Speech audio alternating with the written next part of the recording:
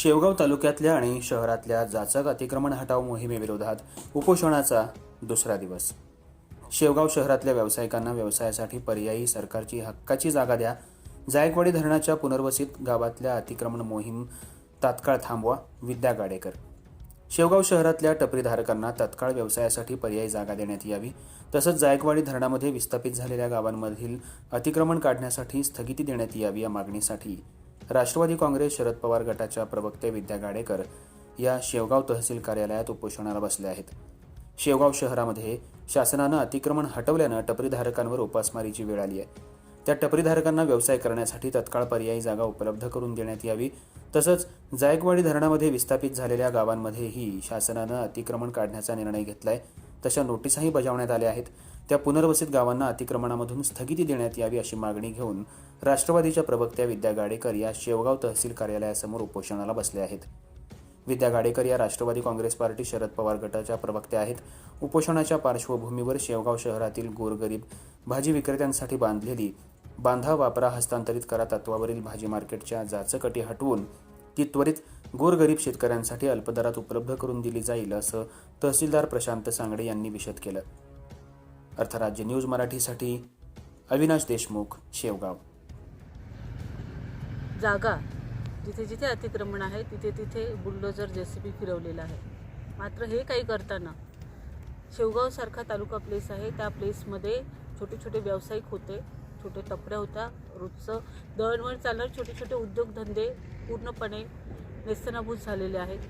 80-90% छोटे व्यावसायिक हे पूर्णपणे झिरो झालेले आहेत। त्यांच्या रोजीरोटीचा प्रश्न आहे, त्यांचे बँकचे हप्ते आहेत, त्यांचं कुटुंब प्रपंच या सगळ्या गोष्टींचा प्रश्न आहे।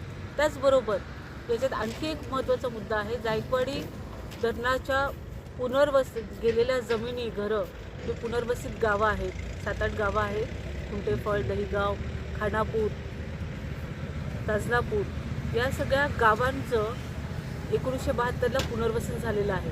त्या पुनर्वसित गावांना आत्ता कुठेतरी त्या धक्क्यातून ते लोक सावरत आहेत, त्याच्या जमिनी, घरं गेलेली आहेत, आत्ता कुठेतरी ते तिथे सेटल झालेले आहेत। त्यामध्ये आता त्यांना पुन्हा या नोटीस आलेल्या आहेत। तर मला हा प्रश्न विचारायचा आहे की आता जी त्यांनी पक्की घरं बांधलेली आहेत, तर ती पक्की घरं बांधायला किंवा या सर्व बांधकामाला परवानगी कोणी दिली? जर ही महाराष्ट्र शासनाची जागा होती तर या परमिशन्स कशा मिळाल्या गेल्या?